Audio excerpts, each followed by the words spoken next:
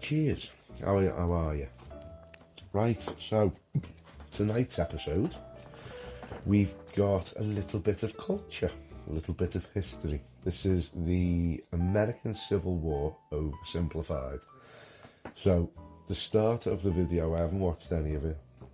It kind of looks like those Happiness and Cyanide cartoons that I've seen posted all around Facebook. I actually quite like them. I think they're not bad.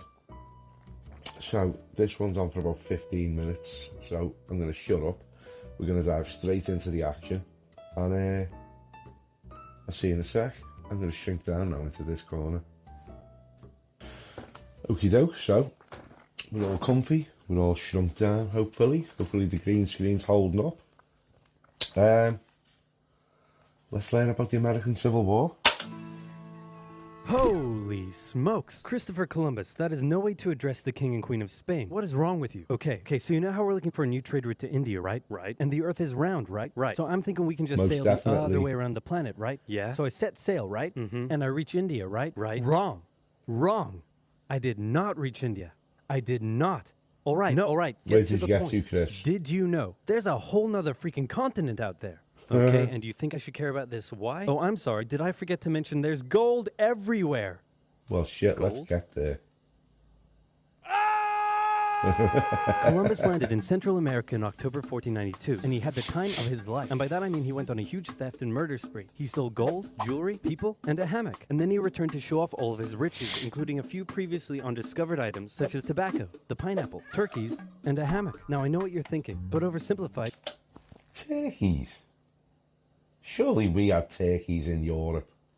Columbus didn't discover America, the Vikings did. And you'd be partially right. In the 11th century, Leif Erikson was the first European to land in America. But hey, if you love Vikings so much, then why don't you check out today's sponsor? Vikings War of Clans is a mobile game that was inspired by the famous strategy and RPG games of the 90s like Age of Empires and Civilization.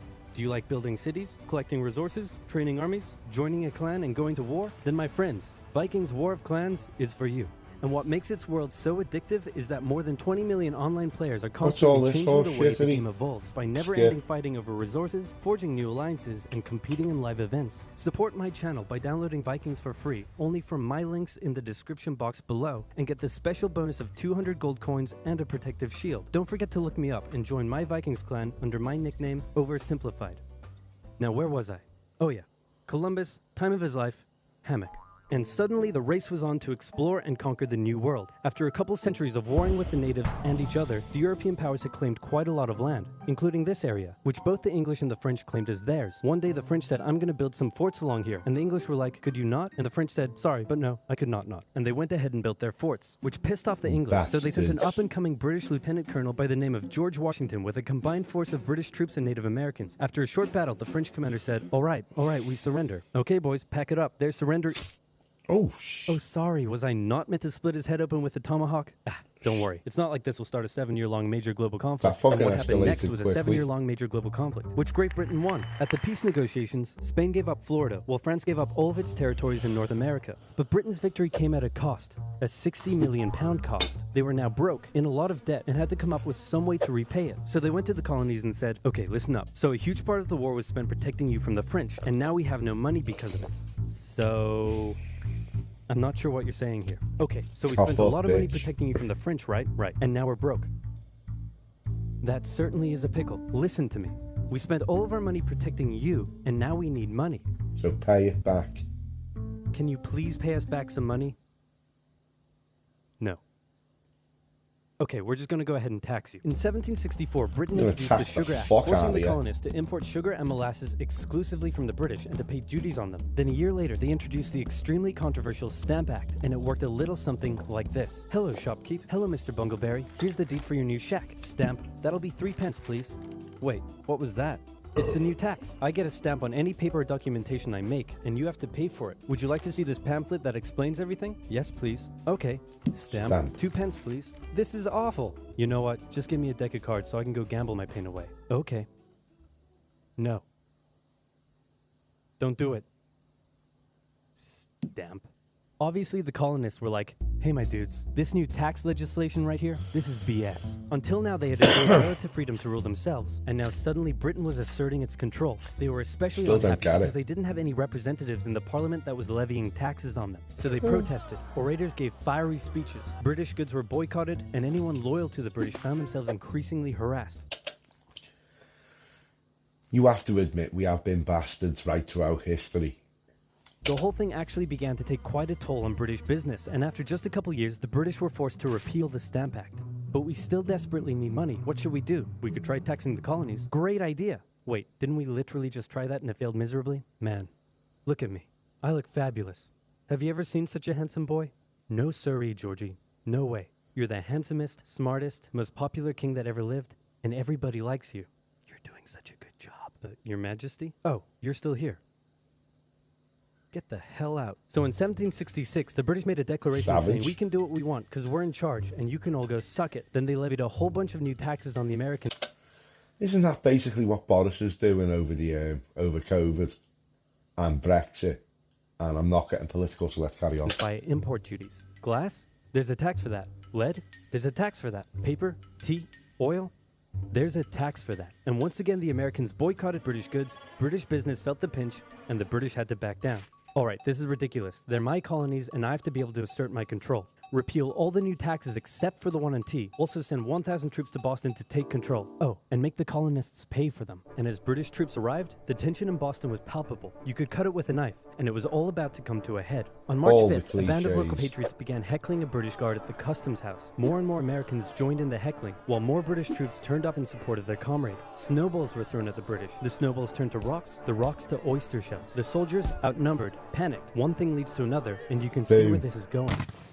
It all turned 5 civilians slightly were killed. American. The Patriot press throughout the colonies declared the Boston Massacre an unwarranted crime committed against the people of Boston by the cruel British, and the anger continued to grow. A British revenue schooner that ran aground in Rhode Island was burned by the locals. When it came to light that the governor of Massachusetts supported the suppression of the colonists, his house was burned by the locals. And next, the colonists would set their sights on the remaining tax on tea. On December 16, 1773, a band of patriots known as the Sons of Liberty disguised themselves as Native Americans, marched down to Boston Harbor, boarded a British merchant ship loaded with tea, and in front of thousands of spectators, threw nearly 10,000 pounds worth of tea overboard. The British were disgusted, and they punished Massachusetts with a vengeance. They dissolved its General Assembly, revoked their charter, and sent 3,000 more troops to occupy the city, meaning Boston and Massachusetts were now essentially under the direct rule of Great Britain. And oh boy, were the people pissed. Yeah, the other colonies saw what was happening and worried they might be next. So they called a brain trust to decide what to do. 56 delegates from 12 colonies gathered and met in Philadelphia at the First Continental Congress, and the roll call read like a who's who of America's finest thinkers. I'm talking lawyers extraordinaire Johnny A and Johnny J, experienced military commander George Washington, businessman and future alcoholic beverage Samuel Adams, fiery orator Patty H., guy who married a rich lady, Big J. Dickinson. And while they weren't present at the first Congress, soon names like James Madison, Benjamin Franklin, Thomas Jefferson, and much later Alexander Hamilton would all serve time in the Continental Congress. The question now, though, was what to do about the British. After much bitter debate and disagreement, they eventually agreed on an amazing solution. They would simply ask the British to stop. Can you stop? No. It didn't work. Okay, then tell the local militias to start arming and be ready at a minute's notice. And across the colony... Hang on, I thought George Washington was on our side. He said that he was a British general.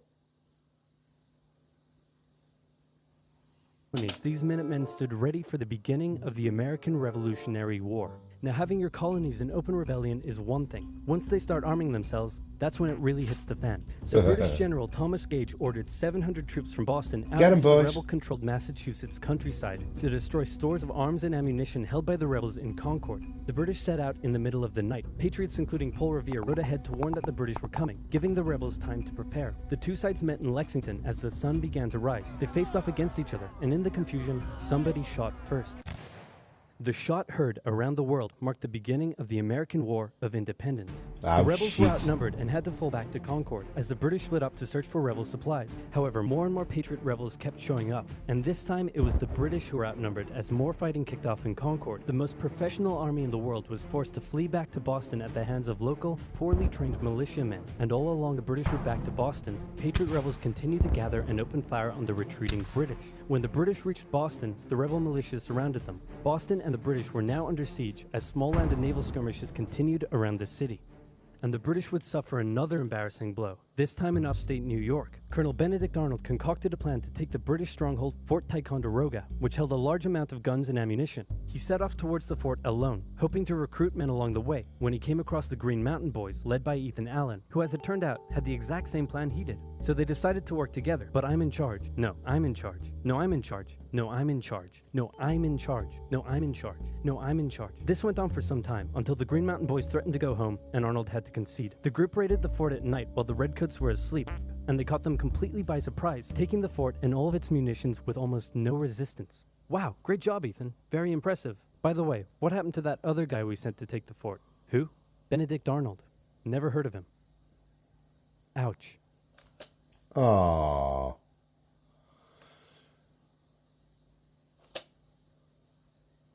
What the fuck? Nobody knew what was going on. The colonies were in open rebellion, and for now, they even seemed to be winning. So King George fired General Gage, replaced him with General William Howe, and ordered the rebellion to be put down immediately. Okay, the British are definitely going to retaliate for all of this, so we should probably put together a proper army. First, we need to pick a commander-in-chief, and I think we can all agree that that job should go to the man, the myth, the legend, George Washington. My friends, I am humbled and honored that you would consider me for such an important role. I did not expect for this. All right, you've been showing up in a military uniform every day for the last 10 months. We all know you wanted this, so cut the crap, George.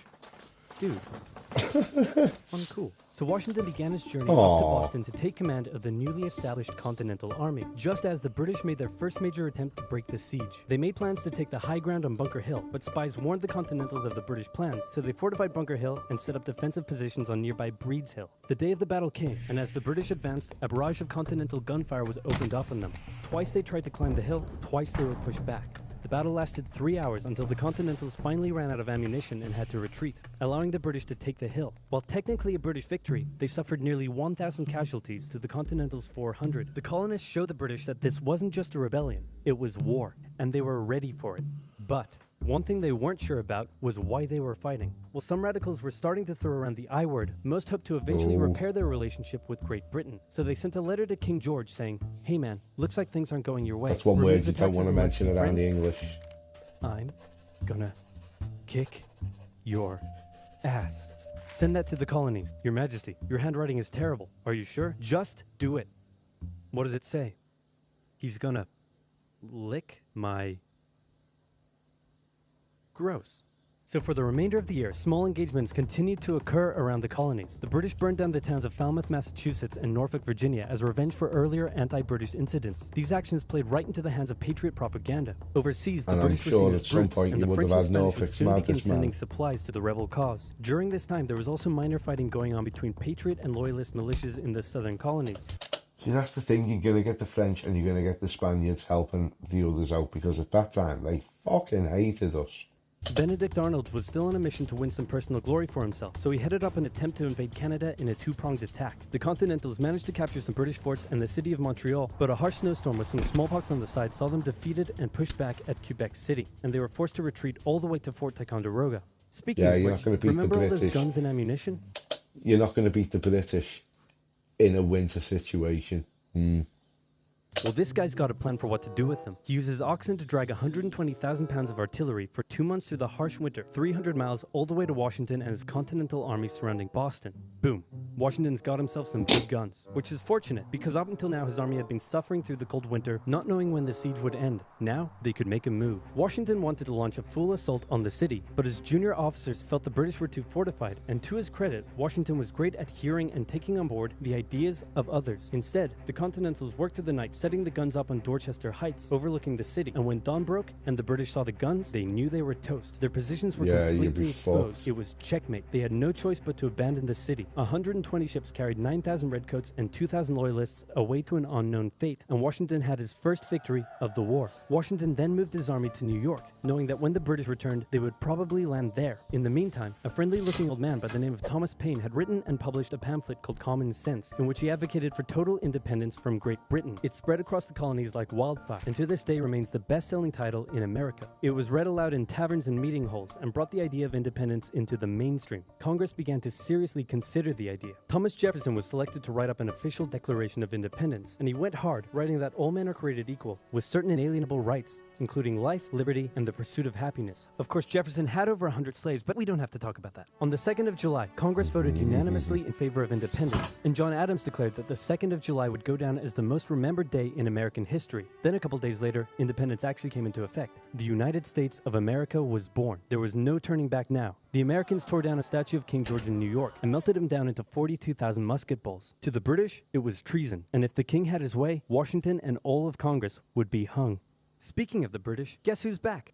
The king sent an intimidating force of 130 warships and 25,000 men to New York. Washington knew that taking on the most powerful military in the world wouldn't be easy. The British set up camp on Staten Island as the Americans dug into defensive positions around Brooklyn Heights, waiting for an attack to come. But the British just waited, wearing down their opponent's nerve while building their own strength. At one point, they launched a big scary artillery barrage and then said, you know, if I was you right now, I'd probably sue for peace. But Washington told them to shove it. The Americans kept holding out for what was coming, and when they finally hit, they hit hard. 15,000 British troops approached the American position, and the two sides fired on each other in massive rows. But what the Americans didn't realize was they were only fighting a decoy. The main British force was going around to flank the Americans from behind, and when they arrived, they inflicted heavy casualties. The Americans panicked and retreated back to Brooklyn Heights, where they then found themselves trapped between the British army and the river. It looked as though the war was already lost, but luckily, instead of attacking, the British decided to dig in for a siege, and then a thick fog set in, allowing Washington's army to escape across the river unimpeded. The British continued to chase and engage the Americans up Manhattan, and the Americans suffered defeat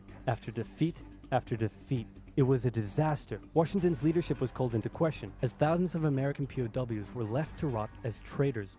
Washington's army fled through New Jersey all the way down to Pennsylvania. Rarely had an army been so badly beaten, yet survived to fight another day. Oh, there's a part 2 to this.